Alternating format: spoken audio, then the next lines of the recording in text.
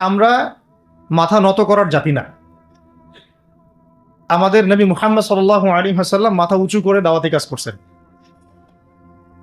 মার খেলেও কখনো তিনি মাথা নিচু করেন নাই। সাহাবায়ে কেরাম রাদিয়াল্লাহু আনহুম আজমাইন মাথা উঁচু করে দাওয়াতের কাজ করছেন, কারো সামনে মাথা নত করেন নাই ইল্লাল্লাহ, আল্লাহ ছাড়া।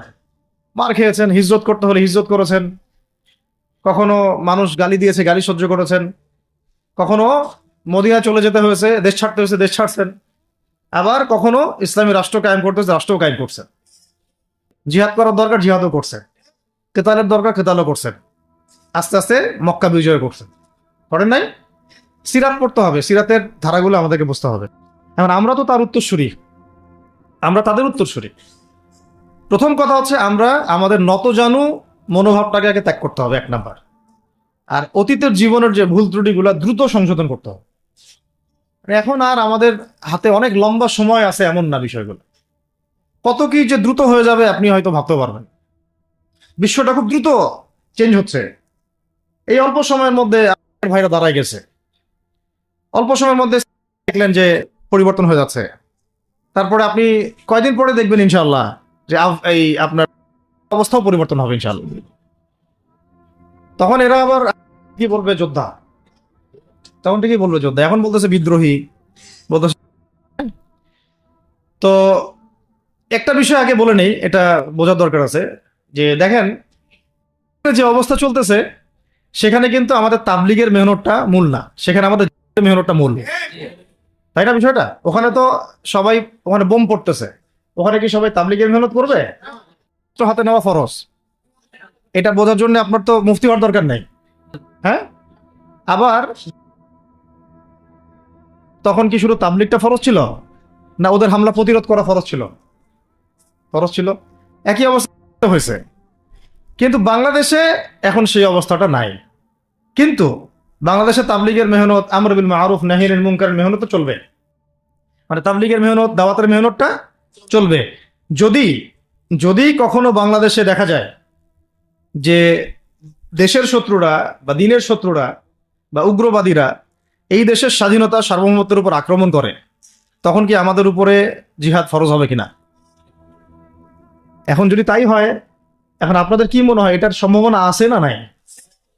এইটুকু ইন্টেলেকচুয়াল অবস্থা তো আপনাদের আছে, এটার সম্ভাবনাও হতে পারে, আজ হোক কাল হোক, হতেই পারে। তখন আমার প্রিপারেশনটা কি হবে সেটা আমাকে এখন জানতে হবে। আমার প্রিপারেশনটা কি হওয়া উচিত? প্রথম প্রিপারেশন হওয়া উচিত আগের সমস্ত জিন্দগিতে যা করছি নিজেকে আল্লাহর দিকে ফিরাই নিয়ে আসে। এটা প্রথম কাজ।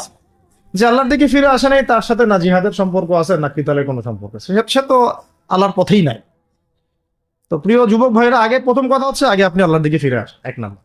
দ্বিতীয় কথা হচ্ছে এরপরে আমাদের প্রয়োজন শারীরিক প্রস্তুতি। শারীরিক প্রস্তুতি যেমনটা বললাম যে কোনো অবস্থাতেই আলেম ওলামাদেরকে, দায়ীদেরকে, মুফতিদেরকে, মুহাদ্দিসদেরকে, মাদ্রাসার শিক্ষকদেরকে, খতিবদেরকে ভিতরে ঢুকতে দেওয়া যাবে না। কারণ আপনাদেরকে যদি ভিতরে নিয়ে যাওয়ার স্কোপ পায় তারা নতুন করে আবারও কেউ, তাহলে আর সুস্থ রাখবে না, ফিজিক্যালি আপনি ঠিক থাকতে পারবেন না। অতএব একটা সামাজিক প্রতিরোধ গড়ে তুলতে হবে সবসময়। মানে একটা এলাকার মধ্যে একজন আলেম আছেন, সেই আলেমকে এলাকা থেকে নিতে পারবে না, তাকে নেওয়ার আগে 100 জনের উপর গুলি চালাইতে হবে, এমন একটা মুভমেন্ট থাকতে হবে। প্রতিবাদ না করলে আপনি বান্দরবনে যান, বান্দরবনের পাহাড়ি এলাকায় গিয়ে কোন একটা পাহাড়ি লোককে উঠাই নিয়ে আসেন, দেখি কত বড় সাহস আছে আপনার। আর্মি পর্যন্ত পারে না। কে পারে না? সেনাবাহিনী পারে না। পারে? পাহাড়িরা ওইখানে ঐক্যবদ্ধ হয়ে যায়, ওদের মহিলারা ঝাড়ু নিয়ে সামনে চলে আসে। এই আমাদের বান্দরবনের কথা বলতেছে। ওখানে যে কুকিচিং একটা ফ্রন্ট গঠন করছে সশস্ত্র বিদ্রোহীরা, ওই অংশটুকুকে নিয়ে একটা মাস্টার প্ল্যান আছে ওদের। ওই অংশটুকুতে তারা একটা খ্রিস্টান রাজ্য বা আলাদা একটা পাহাড়িদেরকে নিয়ে একটা রাষ্ট্র প্রতিষ্ঠা করতে চায়। এটা ওদের স্বপ্ন আর কি। এই উদ্দেশ্যে তারা হাঁটতেছে এবং তারা অস্ট্রেলিয়ান ভাষায় কথা বলে। ওখানে তারা পতাকা বানাইছে, মানচিত্র বানাইছে, এমনকি লাস্ট টাইম আমরা ওখানে গিয়ে শুনলাম যে মুদ্রাও নাকি বানাচ্ছে। মুদ্রা হাসতেছেন? বিষয়টা কত ডিপ। আমাদের রাষ্ট্রে যে কত সমস্যা, আর জানি না যারা দায়িত্বে আছে তারা কি করতেছে, আসলে কোন দিকটা সামাল দিচ্ছে। অর্থনৈতিক দিকটা দেখবে, না এই পাহাড়ি এলাকার সমস্যাগুলো মেটাবে, নাকি আমাদের মুসলিম উম্মার অভ্যন্তরীণ সমস্যাটা মেটাবে? না শহীদ ভাইদের খবর নিবে, না পঙ্গু ভাইরা যারা পড়ে আছে হাসপাতালে তাদের খবর নিবে? সিনেমা দেখতে বসে গেছে। কোন আক্কেলে সিনেমা দেখেন আপনি? আপনার সিনেমা দেখার সময় কোথায়? আপনার সিনেমা দেখার সময় কোথায়? এই যে যতগুলো ভাই শহীদ হয়েছে তাদের পরিবারের খোঁজখবর নেওয়া লাগবে না? এবং যতগুলো ভাই এখন হাসপাতালে কাতরাচ্ছে তাদের সঙ্গে হাজার হাজার হাজার হাজার ছাত্র ভাই, তাদের চিকিৎসা করানো লাগবে না?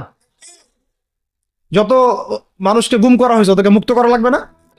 তারাও তো জানে এটা অন্যায়, এবং যারা করে তারাও বলে এটা অন্যায়। জানেন, যারা করে তারাও বলে এটা অন্যায়। এবং আমাকেও বলেছিল যে আমি জিজ্ঞাসা করেছিলাম যে আমাকে যদি মানে প্রকাশ্য কোর্টে চালান করে দেওয়া হয় এবং জাতির সামনে বলা হয় যে আমাকে গুম করা হয়েছে, এবং এরপর যদি বলা হয় যে আমাকে গুম করার পরে কোনো রকমের নেগেটিভ কিছু পাওয়া যায় নাই তাই আমরা ছেড়ে দিয়েছি, এই কথাটা কি বলা যাবে কি যাবে না?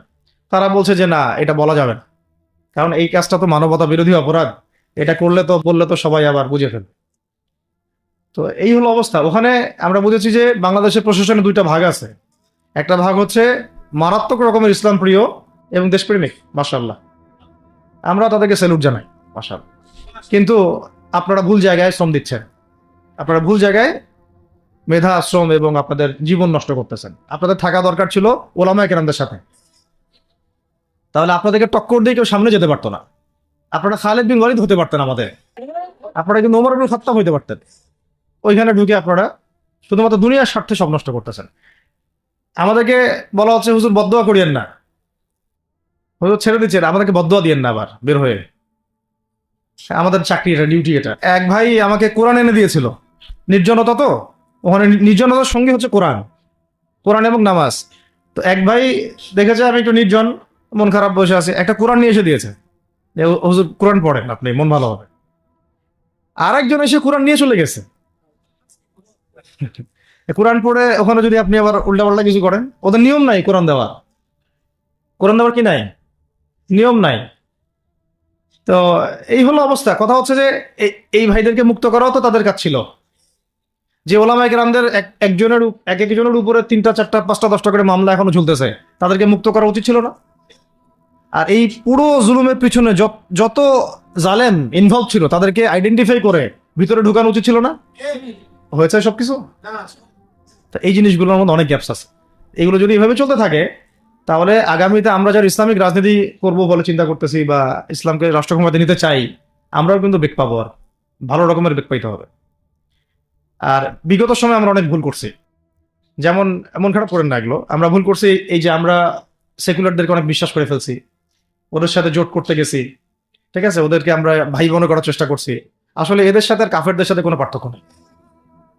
সেকুলারিজমে যারা আছে আর কুফার যারা, এদের মধ্যে কোনো পার্থক্য নাই। ওই কালিমা পড়া না পড়ার পার্থক্য, তো বাকি আপনার পিঠে ছুরি এরাও মারবে ওরাও মারবে। আর আমি ছোট মানুষ, ছোট জায়গা থেকে বলতে চাই যে আমাদের যে ওলামায়ে কেরামগণ মাঠে আছেন, যে রাজনৈতিক দলগুলো আপনারা মাঠে আছেন, এবার আপনারা কোনো রুটির টুকরার জন্য লড়বেন না, এবার পুরা রুটি নিয়ে লড়বেন। প্রত্যেক আসনে প্রার্থী দিবেন আপনারা, যেহেতু এর বাইরে সিস্টেম এখন অন্য সিস্টেমে যাওয়ার সুযোগ হচ্ছে না, তাহলে পুরা রুটিটার জন্য লড়তে হবে আপনাদের। আমাদের টার্গেট হচ্ছে এখন একটা ইসলামপন্থী সরকারকে রাষ্ট্র ক্ষমতায় নিয়ে যাওয়া, এটা আমাদের একটা প্রধান টার্গেট। এখন আমাদের এজেন্ডা স্পষ্ট, কোনো গোপন এজেন্ডা নাই। আমাদের কি নাই? কোনো গোপন এজেন্ডা নাই। আমরা চাই বাংলাদেশে এখন একটা ইসলামপন্থী রাষ্ট্র ব্যবস্থা গড়ে উঠুক, ইসলামপন্থী সরকার শাসন ক্ষমতায় আসুক। এটার জন্য আপনাদের সবার ভূমিকা আছে। কেউ কথা দিয়ে ভূমিকা রাখবেন, কেউ লিখবেন, কেউ বলবেন, কেউ যেভাবে হোক আপনাকে ভূমিকা তো রাখতেই হবে। কারো বসে থাকার সুযোগ নেই এখন আর। এই রাষ্ট্রটাকে ইসলামিক রাষ্ট্র হিসেবে গড়ার দায়িত্ব এখন সবার কাঁধে আসছে। আমরা আমাদের জায়গা থেকে বলতেছি, বাকি কাজ কিন্তু আপনাদেরকে করতে হবে। আল্লাহ পাক করার তৌফিক দান করেন। আর ইসলামপন্থী ভাইদের আপোষের যে দূরত্ব, এটা কমায় ফেলতে হবে। এই দূরত্ব রাখা যাবে না। ইখতিলাফ আছে থাক, যদি আকীদাগত মৌলিক কোনো পার্থক্য না থাকে, আমরা তো ভাই ভাই নাকি? আমাদের চেয়ে কি মানে সেকুলার আমাদের বেশি বড় ভাই? আমাদের চেয়ে কি ওই যে নাস্তিক মুরতাদের আমাদের বড় ভাই? কমিউনিজমে যারা আছে ওরা আমাদের বড় ভাই? না এই গণতন্ত্রপন্থী যারা একবারে কট্টর, ওরা আমাদের দিনী ভাই নাকি? আমাদের তো ভাই, সোজা কথা হচ্ছে ইন্নামাল মুমিনুনা ইখওয়া, ইন্নামাল মুমিনুনা, মুমিন যারা, মুমিন ভাই, মুমিনে কি ভাই, খালাস। আল মুসলিম ওয়া আখুল মুসলিম, মুসলিমের ভাই কি? মুসলিম, খালাস এইটুক। মুসলিম আমার ভাই, মুসলিম আমার ভাই। এখন যারা এদেশের রাষ্ট্র ক্ষমতা ইসলামকে চায় না, তারা আমাদের ভাই না। সে যে কোনো নামে আসুক, এক্স ওয়াই জেড, দেখার দরকার নেই। এক্স নামে আসুক, ওয়াই নামে আসুক, জেড নামে আসুক, যারা রাষ্ট্র ব্যবস্থা ইসলামকে চায় না, তারা আমার ভাই। খালাস, সোজা কথা। এবং রাষ্ট্র ব্যবস্থা ইসলাম চায় যে ভাইরা আমাদের, ওই ভাইদেরকে একসাথে থাকতে হবে। আল্লাহর কসম করে বলতেছি, ইনশাআল্লাহ যদি এই ভাইরা আমরা একসাথে থাকতে পারি, এর সাথে আমরা দায়ীরা, তালেবে ইলমরা, এবং আপনারা তো যুব সমাজ আছেন, আমাদেরকে টক্কর দিয়ে বাংলাদেশের রাষ্ট্র ক্ষমতায় কেউ যাইতে পারবে না ইনশাআল্লাহ। সবাইকে ভূমিকা রাখতে হবে। এখন অন্য আলোচনা চেয়ে এই আলোচনাটাই বেশি দরকার। অন্য আলোচনা অনেক শুনছেন জীবনে। এখন বাংলাদেশের দরকার একটা ইসলামপন্থী রাষ্ট্র ব্যবস্থা। এর বাইরে কোনো আলাপ নাই এখন। এটা প্রতিষ্ঠা করার জন্য কি করতে হবে সেটা ফিকির করেন। তো কি করতে হবে বলেন? প্রথম কথা হচ্ছে, আমাদেরকে আগে বৈশ্বিক জালেমদেরকে চিহ্নিত করতে হবে। পুরো বিশ্বে কারা জালেম, এটা কি চিন্তা করা বাকি আছে? পুরো বিশ্বের সবচেয়ে বড় জালেম যে সবচেয়ে বড় জালেম, এটা চিন্তা কি আপনার বাকি আছে? এই কথা বলতে যে ভয় পায়, তার তো নবীর ওয়ারিস দাবি করার উচিত না। এটা খোলামেলা, এটা সবাই জানে। সারা বিশ্বের জুলুমের কারখানা হচ্ছে। মানুষ ত্রাণ নিতে গেলে পর্যন্ত সেখানেও মানুষ হত্যা করছে। আমরা এটা দেখার মতো আর সাহসী নাই। অনলাইনে গেলে আমার দেখতে গেলে যে বাচ্চাদের অবস্থাগুলো আমাদের চোখের সামনে আসে, আমি স্কিপ করে চলে যাই। হয়তো কতটুকু দোয়া করতে পারি আল্লাহ ভালো করে। দোয়া করে কি করব? আমার দোয়ার তো তার দরকার নাই। আমার দোয়ার তার কি দরকার আছে? আমাদের মতো পাপী মানুষের দোয়া দিয়ে তার কি হবে? এখানে তো স্পষ্ট যে পুরো বিশ্বের জালেমের শক্তির কেন্দ্রস্থল কোনটা, সেখান থেকে সব মাস্টার প্ল্যান হচ্ছে। আর যদি ওই কোন সেবা দাসকে আমরা ক্ষমতায় নিয়ে আসি, আমাদের ভুল হবে না? ছাত্র ভাইরা এই ভুলটা করছে। ছাত্র ভাইরা ভুলটা করছেন, কারণ আপনাদের দিনের জ্ঞানের বুঝের কারণে করছে, বুঝের অভাবের কারণে করছে। ঠিক আছে, ঠিক আছে। এখন যে মানে সম্ভাবনা শেষ হয়ে গেছে এমনও না। আর এখন সবাই প্রতিবাদের ভাষায় কথা বলতে পারে। একটা রেভলিউশন ঘটানোর মতো সিচুয়েশন বাংলাদেশে আছে। অন্তত পক্ষে আমাদের ভাইদের মধ্যে আমরা দেখেছি, ছাত্র ভাইদের মধ্যে সাহস তো মাশাআল্লাহ অবশ্যই আছে, ডেডিকেশন আছে, জীবন দেওয়ার মানসিকতা আছে। তাদেরকে খালি নার্সিং করতে হবে, জীবনটা যেন ভুল পথে না যায়। এখন আবু সাইদের রক্তের উপর দাঁড়ায় যদি কোনো সেকুলার ক্ষমতায় আসে, তাহলে এটা আবু সাইদের রক্তের সাথে গাদ্দারি হয়েছে। এই মুগ্ধদের রক্তের উপর সিঁড়ি বানায় যদি কোনো জাতীয়তাবাদীরা আর ওই সেই গণতন্ত্রপন্থীরা, ওই ইসলামের দুশ্মনরা, ওই ভারতের দালালরাই যদি ক্ষমতায় আসে, তাহলে এটা ওদের রক্তের সাথে গাদ্দারি হয়েছে। এই গাদ্দারির মাফ হবে না। এইটা পলাশের যুদ্ধের চেয়ে বড় মির্জাফরি হয়েছে, এটা ৭১-এর চেয়ে বড় রাজাকারী হয়েছে। আপনারা বলেন যে, দেখেন ভালো করে বুঝেন, গুম হয়েছে এক শ্রেণী, আমার কথা মন খারাপ করে না, এক শ্রেণী হয়ে গেছে, এক শ্রেণীর শাপলা চত্বরে রক্ত দিছে, তাই নাই? এক শ্রেণী ওলামায়ে কেরাম মামলা নিয়ে ঘুরে বেড়াচ্ছে মাথার উপরে, এক শ্রেণীর ছাত্র ভাইরা রাস্তায় শহীদ হলো, আর এক শ্রেণীর ছাত্র ভাইরা পঙ্গু হয়ে হাসপাতালে বেডে পড়ে আছে। আর ক্ষমতায় গেছে কারা? নতুন এক শ্রেণী। হ্যাঁ, এবং ওখানে এমন কিছু মানুষ আছে যাদের সাথে আন্দোলনে কোনো সম্পর্ক ছিল না, সম্পূর্ণ উড়ে এসে জুড়ে বসছে তারা। তাহলে এখানে ইসলামিক রাজনৈতিক দলগুলোকে সামনে রাখা যাইতো, তাদের থেকে তো উপদেষ্টা একটাও নেয় নাই। জামাত ইসলাম থেকে একটা উপদেষ্টা নিছে কিনা? হেফাজত ইসলাম থেকে কোনো উপদেষ্টা নিছে কিনা? আমাদের চরমনায় থেকে একটা উপদেষ্টা নিছে কিনা? বলেন।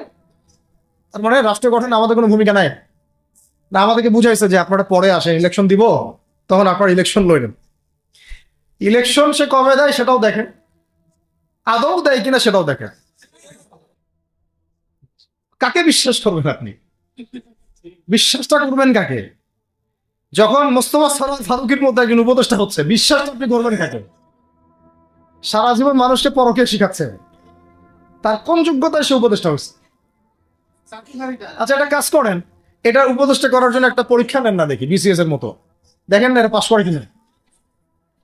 অথবা আপনি একটা কাজ করেন, ইসলামিক সেন্সের পরীক্ষা নেন, দেখেন কোরআন তেলাওয়াত করতে পারে কিনা। কিসের ভিত্তিতে হলো? এই যে এই সমস্যাগুলো থেকে গেছে। তারপরেও যা হয়ে গেছে হয়ে গেছে।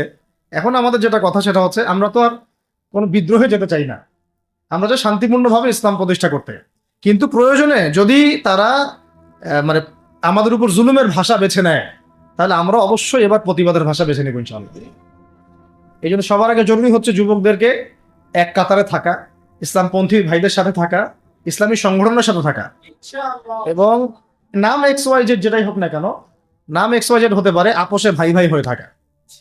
এটাতে যদি ভাই আমরা এবার ভুল করি, আল্লাহর কসম করে বলতেছি, আল্লাহ না করুক, এরপরে যদি মায়ের আসে, না আপনি বাঁচবেন না আর আমি বাঁচব, কেউই না, ইনশাআল্লাহ ওই দিন আসবে না।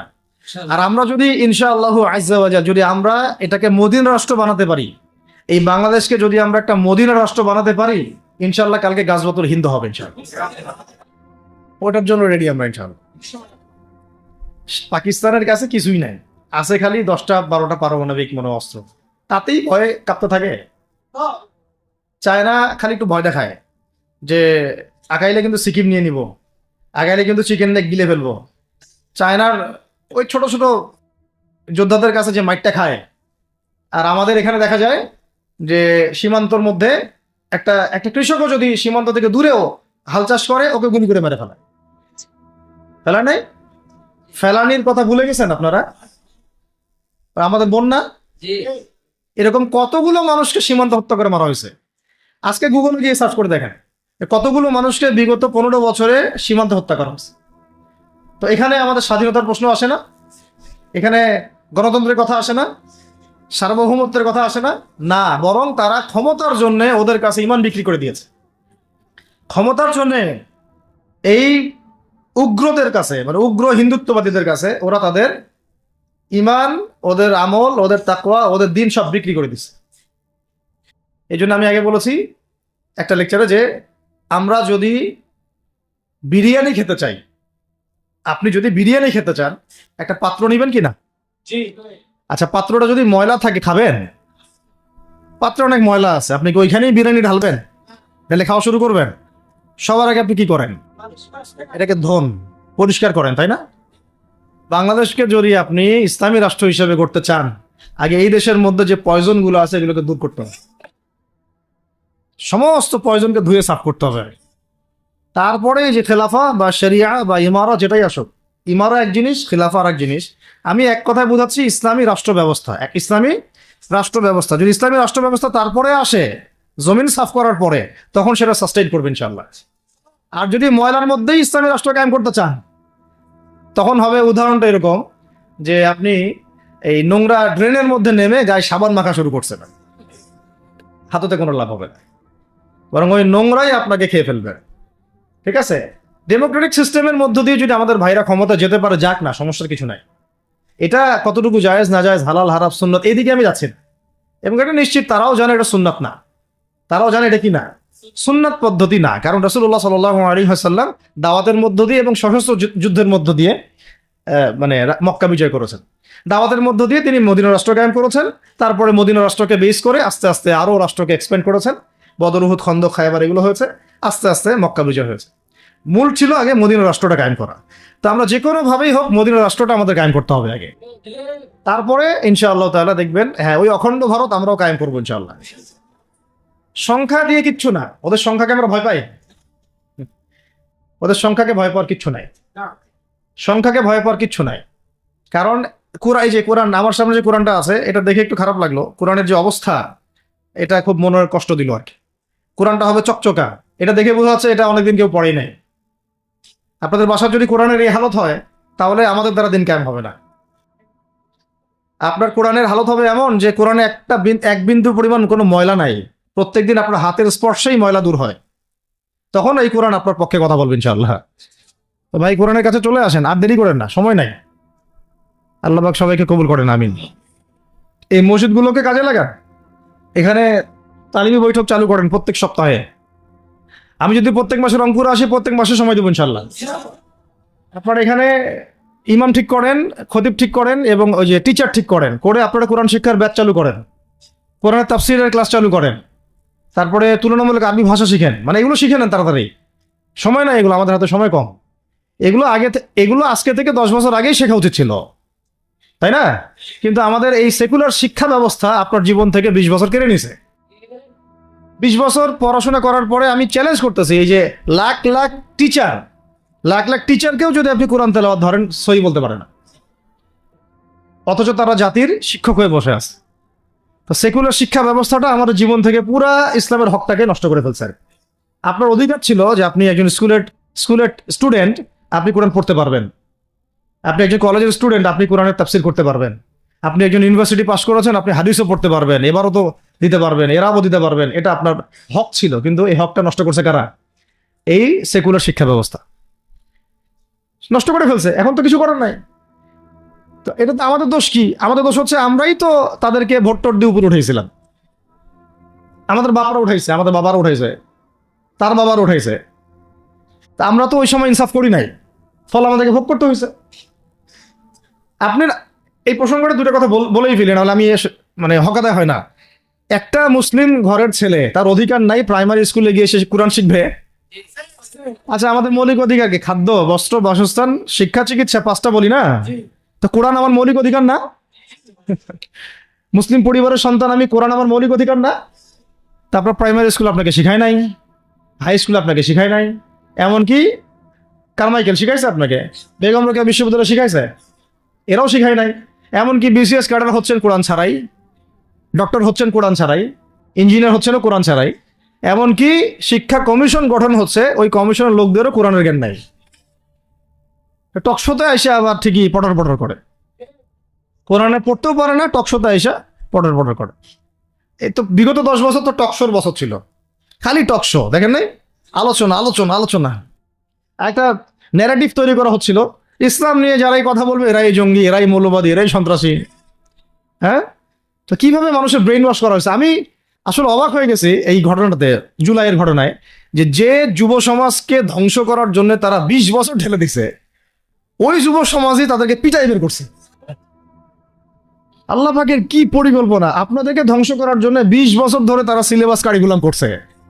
আপনাদেরকে শরৎচন্দ্র পড়াইছে, বঙ্কিমচন্দ্র পড়াইছে, হুমায়ুন আহমেদ পড়াইছে, হুমায়ুন আজাদ পড়াইছে, হ্যাঁ শেক্সপিয়ার পড়াইছে, আর কত কি পড়াইছে। কোরআন পড়তে দেয় নাই, নামাজের স্বাধীনতা দেয় নাই, পর্দার স্বাধীনতা দেয় নাই। আমাদের বোন পর্দা করে পরীক্ষা দিতে গেছে, নিকাব খুলে ফেলা হয়েছে, কি করে নাই। কিন্তু ওই ছাত্র জনতার হাতেই পিটানি খাইতে হয়েছে। আল্লাহ পাকের দেখছেন কি একটা মিরাকেল, আল্লাহ পাকের কি মানে কুদরত, ক্যারিশমা। ঠিক কিরকম হয়েছে জানেন? ঘটনাটা হয়েছে এরকম যে ফেরাউনের ঘরেই মুসা আলাইহিস সালামকে আল্লাহ পাক বড় করছে। মাশাআল্লাহ। তো আপনাদেরকে ধ্বংস করার জন্যই কিন্তু এই পলিসিগুলো অ্যাপ্লাই করা হয়েছে। এখন যে আল্লাহ পাকের রহমতে আপনারা বিপদে যান নাই, আলহামদুলিল্লাহ। এখন যেটা আল্লাহ পাক বোঝার তৌফিক দিচ্ছেন, দেখেন আপনারা কোরআন শিখতে পারতেন, এখানে পারেন নাই। শিক্ষা কমিশনের মধ্যে কোরআন নাই। শুধু তাই না, দেখেন 360 জন এমপি মন্ত্রীকে আপনি বসায় দেন, 360 জন এমপি মন্ত্রীকে বসায় তাদের সবাইকে শুধু কিচ্ছু না, আমি বলবো খালি সূরা ফাতিহা তিলাওয়াত করতে বলেন। পারলে শুধু মমতাজ পড়তে পারে নাকি? কারণ তার তো বুখারী মুসলিম সিয়াসি কিতাব পড়া আছে, হ্যাঁ ওটা পড়া ছিল আর কি, এটা পড়া ছিল। তো হয়তো সে পড়তে পারে, না পারলে তো ভালো, খারাপ কিছু না, ঠিক আছে। তো বাকি কেউ কিন্তু পারে না। আর বেশি দিয়ে না, অল্প না, ঠিক আছে, শেষ করতেছে। তো এখন প্রিয় ভাইরা, এখন কথা অনেক হয়ে গেছে। মূল কথা হচ্ছে যে আমাদেরকে এখন একটা নতুন উদ্দেশ্য নিয়ে, টার্গেট নিয়ে, একটা মিশন নিয়ে আগামীকাল থেকে পথ চলতে হবে ইনশাআল্লাহ। প্রথম গন্তব্যটা কি? আমরা বাংলাদেশকে একটা মদিনা রাষ্ট্র কায়েম করতে চাই। সেটা যদি করতেই হয়, তাহলে আমাকে কার আদলে করতে হবে, কার সুন্নতে করতে হবে? নবী মুহাম্মদ সাল্লাল্লাহু আলাইহি ওয়াসাল্লামের তরিকায়। এবং তার তরিকার প্রথম কাজটাই হচ্ছে আগে ইলম শিখতে হবে। কি শিখতে হবে? এই মসজিদগুলোকে কাজে লাগান, মাদ্রাসাগুলোকে কাজে লাগান। এবং 2 নম্বর হচ্ছে ইলম একা একা শেখা যাবে না। ইলম একা একা শেখা যাবে না। 20 বছর তো আপনি একা পড়াশোনা করেন নাই, প্রতিষ্ঠান ছিল, ওস্তাদ ছিল, তাই না? টিচার ছিল, আপনার একাডেমিক কারিকুলাম ছিল। ঠিক ওইরকমই দিনের ইলমও একা একা শেখা যাবে না, ওস্তাদ লাগবে। এবং আলহামদুলিল্লাহ আমাদের বাংলাদেশে ওস্তাদদের অভাব নাই, আলহামদুলিল্লাহ। প্রত্যেক জেলায় জেলায় উপজেলায় সব জায়গাতেই মুহাক্কিক বরেণ্য আলেমগণ আছেন, আলহামদুলিল্লাহ। আর আপনি খুঁজে বের করবেন কে মুহাক্কিক আলেম। আমি কিছু মানে তাদের বৈশিষ্ট্য বলতে পারি, যে তারা নিজেকে জাহির করেন না, বিনয়ী হন, অহংকারী হন না, তারা এত বেশি আইওয়াশ শোডাউন এত পছন্দ করেন না, নিজেকে আড়াল করার চেষ্টা করেন, হক কথা বলতে তারা ভয় করেন না, এবং তারা অনেক গভীর জ্ঞানের অধিকারী হওয়া সত্ত্বেও অনেক বেশি বিনয়ী হন আর কি। এগুলো দেখে আপনি চিনবেন, ঠিক আছে? আমাদের সালাফরা তো বলতেন যে মুহাক্কিক মানুষকে পাবেন দুই জায়গায়, এক হচ্ছে মাটির তলে, আরেকটা হচ্ছে জেলখানায়। ঠিক আছে? তো যাই হোক, এখন অনেক বরেণ্য উলামায়ে কেরাম আমাদের সমাজে আছেন, তাদের যে কারোর সাথে অন্তত একজনের সাথে নিসবত রাখেন, অন্তত একজনের সাথে নিসবত রাখেন, ঠিক আছে? তো এটা আমাদের সৌভাগ্য আলহামদুলিল্লাহ যে বাংলাদেশে বহু মাদ্রাসা, বহু কওমি মাদ্রাসা, আলিয়া মাদ্রাসা, অনেক ধরনের মাদ্রাসা আছে। কিছু সংকীর্ণতা বা কিছু সমস্যা আমাদের মধ্যে থাকতে পারে, এটা যে কোনো জায়গায় থাকতে পারে, কিন্তু আলহামদুলিল্লাহ এই খেদমতটুকু আছে বলেই এখন পর্যন্ত দ্বীন ইসলামকে তারা মিটাইতে পারে নাই আলহামদুলিল্লাহ। তো এলেম শিখবো 1 নাম্বার, 2 নাম্বার হচ্ছে এলেম মুহাক্কিক কোন আলেমের সোহবতে শিখবো, একা একা শিখবো না। 3 নাম্বার হচ্ছে যা শিখবো আমলে নিয়ে আসতে হবে। কি বললাম? যা শিখবো আমলে নিয়ে চলে আসতে হবে, ফেলে রাখা যাবে না। আল্লাহ আমাকে তৌফিক দেন, আপনাদের সবাইকে তৌফিক দান করেন। 4 নাম্বার সময় কাজে লাগাইতে হবে, সময় কাজে লাগাইতে হবে, কোনো অবস্থাতেই আর হেলায় ফেলায় সময় নষ্ট করবো না, আমিও করবো না ইনশাল্লাহ, আপনারাও করবেন না ইনশাল্লাহ। 5 নাম্বার হচ্ছে নিজের প্রতিভাকে খুঁজে বের করবেন। সবাইকে আল্লাহ কিছু না কিছু প্রতিভা দিয়েছেন, প্রতিভা খুঁজে বের করে ইসলামের জন্য কাজে লাগাবেন। 6 নাম্বার হচ্ছে যাদের রিজিক হালাল তাদের তো আলহামদুলিল্লাহ কোনো সমস্যা নেই, যাদের হারাম রিজিক আজকে ছাড়তে হবে। কোনো সুদের সাথে সম্পৃক্ত থাকা যাবে না, কোনো ঘুষ, কোনো দুর্নীতি, কোনো মাপে কম দেওয়া, কোনো হারামে আমি খাবো না, আমি কোনো হারামের কাছে যাব না। আর উত্তরবঙ্গের বড় বড় ফেতনাগুলোর মধ্যে এই সুদী এনজিওদের ফেতনাও আছে, কাদিয়ানিদের ফেতনাও আছে, তাই না? তারপরে আপনার এই যে ইসাই মুসলিমদের একটা ফেতনা আছে না, একটা ফেতনা আছে। তারপরে এই আপনার বিড়ি ফ্যাক্টরি, তামাক ফ্যাক্টরি, এগুলা ফেতনা আছে হারাম খাওয়ার। আবার নতুন করে ইসকনের ফেতনাও উত্তরবঙ্গে দেখা যাচ্ছে। তো এই ফেতনাগুলোকে চিহ্নিত করে আপনাকে বেঁচে থাকতে হবে এবং রিজিকটাকে হালাল করে ফেলতে হবে, ঠিক আছে? এর পাশাপাশি হচ্ছে 6 নম্বর বলবো যে পরিবারগুলো গড়ে তুলতে হবে। প্রত্যেকটা পরিবার হবে একটা দুর্গ, মানে আমার পরিবার হচ্ছে আমার একটা ইসলামিক রাষ্ট্রের মতো। এই পরিবারের মধ্যে অনইসলামিক কোনো কাজ চলে না। পরিবারের মালিক কে? আমি না? এখানে কি রাষ্ট্র আমাকে হস্তক্ষেপ করতে পারবে?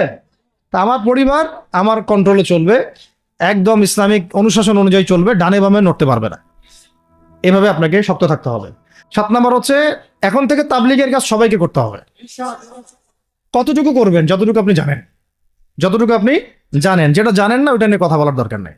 আর সমাজে কিছু ইখতিলাফি মাসালাগুলো আছে যেগুলোকে নিয়ে কিছু মানে মোটা বুদ্ধির মানুষেরা আর কি মসজিদগুলো ভাগ করে ফেলে, ঠিক আছে? এই পাল্লায় পড়া যাবে না। ইখতিলাফি মাসালাগুলো সাহাবীদের যুগ থেকেই ছিল, এগুলো নিয়ে মতবিরোধের সুযোগ নাই। এটা তার কাছে এই মাসালাটা অথেন্টিক মনে হয়, সে আমল করতেছে, করুক। আমার কাছে এই ফিকহের আলোকে এটা বেশি অথেন্টিক মনে হয়, আমি এটা আমল করতেছি। এগুলো নিয়ে কোনো রকমের আর দ্বন্দ্বে যাবেন না। বরং আমরা এখন ঐক্যবদ্ধ হব কিসের ভিত্তিতে? আমরা ঐক্যবদ্ধ হব আকীদা, আমল এবং মানহাজের ভিত্তিতে। আমাদের আকীদা আহলুস সুন্নাহ ওয়াল জামাআর আকীদা থাকবে, আমল থাকবে সাহাবীওয়ালা আমল, এবং মানহাজ থাকবে আমরা সালাফদের আদলে বাংলাদেশে দিন কায়েম করতে চাই। খালাস। আর যারা দিন কায়েমের কথা বলবে না ওদের সাথে আমার ঐক্য হবে না। কি হবে? দিন কায়েমের কোনো ফিকির নাই, তার সাথে আমার ঐক্য হবে কিভাবে? তার ফিকির আছে শুধু মসজিদ নিয়ে আর অন্য কিছু নিয়ে, তার দল নিয়ে বা তার মানে আরো তো আছে অনেক কিছু আর কি, এইগুলো নিয়ে। তো ওইগুলো বাদ দিলাম। তো এই আমর বিল মারুফের কাজ সবাইকে করতে হবে, এবং একই সাথে সবাইকে এখন থেকে প্রতিবাদী হতে হবে, অন্যায়ে নিষেধ করতে হবে। এলাকায় অন্যায় হতে দিবেন না আপনারা। এলাকার মধ্যে জুয়া খেলবে কেন? আপনারা প্রতিবাদী হবেন। এখানে গাঁজা খাবে কেন? আপনি প্রতিবাদী হবেন। মাদকের আকারে হবে কেন? আপনারা প্রতিবাদ করবেন। এখন তো আপনি পুলিশ প্রশাসনের অপেক্ষায় বসে থাকার সময় নাই তো এখন আপনার। একজন নেককার, মুত্তাকি, পরহেজগার মানুষ প্রত্যেকটা এলাকায় থাকা দরকার। আপনাদের মধ্যে একটা জামাআ বা কমিউনিটি থাকা দরকার, মানে একটা অ্যাসোসিয়েশন থাকা দরকার, যারা ওই এলাকাকে সংস্কারের কাজ করবে ইনশাআল্লাহ। অথবা বৃহত্তর সংগঠন যেগুলো আছে বাংলাদেশে, তাদের অঙ্গ সংগঠন হিসেবে আপনারা কাজ করতে পারেন। আল্লাহ পাক তৌফিক দান করেন। মানে একটা চেইন অফ কমান্ড গড়ে তুলতে হবে দেশব্যাপী। এটা অলরেডি আছে, এবং নতুন করেও যদি কেউ চায় যে আমি কিছু অ্যাসোসিয়েশন করব যেটা আমর বিল মারুফের কাজ করবে, নাহিল মুনকারের কাজ করবে, তাহলে এটা করতে পারেন ইনশাআল্লাহ। আর এর সাথে আমি বলবো যে আমাদের জান, মাল, সময়, শ্রম, কয়টা কথা বললাম? জান, মাল, সময় এবং শ্রম। জান, আমাদের মাল, আমাদের সময়, আমাদের শ্রম, এই 4টা জিনিসকে আল্লাহর জন্য ওয়াকফ করে দিতে হবে। দুনিয়াতে মুসাফির আমরা, দুনিয়াতে কি আমরা মুসাফির। আমাদেরকে পাঠানোই হয়েছে আল্লাহর ইবাদত করার জন্য, এবং শুধু একা ইবাদত করবো কেন? আমি কি স্বার্থপর? আমার পরিবারটাও করতে হবে। এবং শুধু পরিবার কেন করবো, আমার সমাজটাও গড়তে হবে, আমার রাষ্ট্রটাকেও করতে হবে। কারণ রাষ্ট্রীয় কাঠামোতে ইসলাম না থাকলে আমি সমাজ চেঞ্জ করতে পারবো না। আসলে সহজ কথা, সব কথা কিন্তু ওই গোড়াতে গিয়ে ঠেকতেছে। কারণ রাষ্ট্র ব্যবস্থা যদি ইসলাম না যায়, রাজনীতির মধ্যে ইসলাম যদি না যায়, এবং একটা ইসলামিক শরিয়া ভিত্তিক বা ইমারা ভিত্তিক রাষ্ট্র যদি কায়েম না হয়, এই শব্দগুলো হয়তো তারা বুঝে না। মানে ইসলামী একটা রাষ্ট্র ব্যবস্থার কাঠামো যদি না থাকে, তাহলে আপনি ব্যাংকিং সিস্টেমকে সংস্কার করতে পারবেন না, সুদের মধ্যে সংস্কার আনতে পারবেন না, শুধু এনজিওর বিরুদ্ধে আপনি কোনো পদক্ষেপ নিতে পারবেন না, আপনি সমাজের এই যে ফাসাদ নোংরামি এগুলো বন্ধ করতে পারবেন না, আপনি এই যে কাদিয়ানি মতবাদের বিরুদ্ধে কিছু করতে পারবেন না, ওদের অর্থনৈতিক ডানা আপনি কাটতে পারবেন না, ওদের